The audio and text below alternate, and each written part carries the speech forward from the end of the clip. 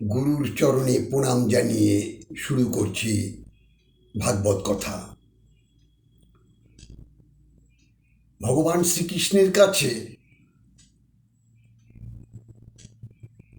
জিজ্ঞেস করেছিল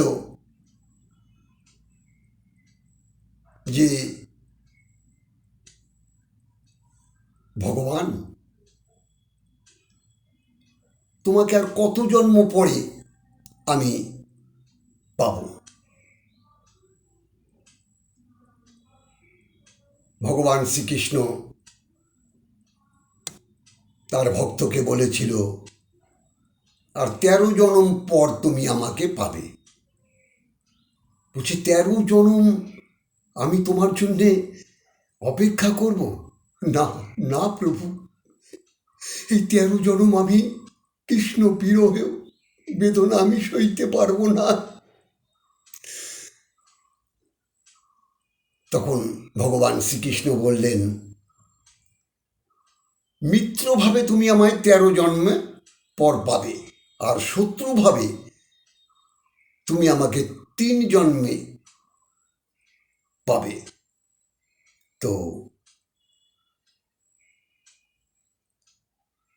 বলছে, প্রভু আমি 3 জন্মেই তোমায় পেতে চাই, শত্রুভাবেই হোক আর যেভাবেই হোক, কারণ আমি 13 জন্ম তোমার জন্যে অপেক্ষা করতে পারবো না। কৃষ্ণ বিরহ থেকে আমি। কে বলেছিল? পূর্বজন্মে রাবণ। হরিবল। তো ভগবান শ্রীকৃষ্ণ বললেন, তথাস্তু।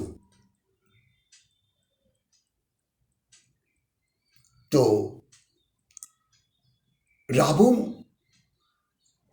হয়ে তিনি জন্ম নিলেন, তারপর তিনি কংস হয়ে জন্ম নিলেন, আর পরবর্তী জন্ম, তৃতীয় জন্ম শিশুপাল। এই 3 জন্ম লাভ করেছিলেন, আর গোবিন্দ চরণ তার প্রাপ্তি হয়েছিল। হরিবল।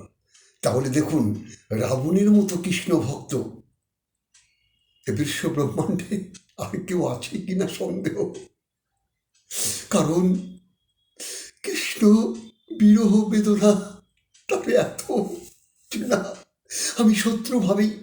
তাই দেখুন, এই দয়াল ঠাকুর, এমন দয়াল ঠাকুর আছে যে শত্রুভাবেও তাকে কৃপা করেন। আমরা ভগবান শ্রীকৃষ্ণকে কত রকম গালমন্দ এই সমাজ,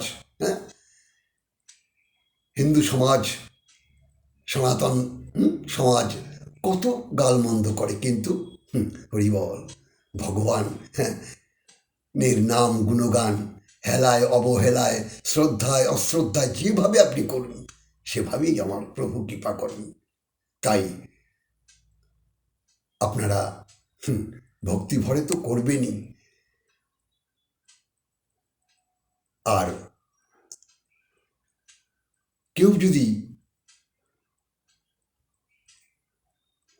ভগবানের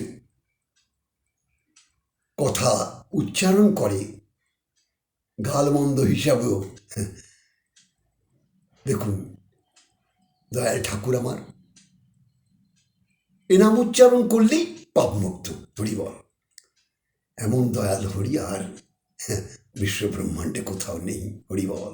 তাই সকলেই কৃষ্ণ নাম জপ করুন, আর প্রেম ভরে, অর্থাৎ আপনারা ভগবানের গুণগান শুনুন। জয় রাধে, জয় নিতাই। আপনারা ভালো থাকুন, সকলে মঙ্গলে থাকুন।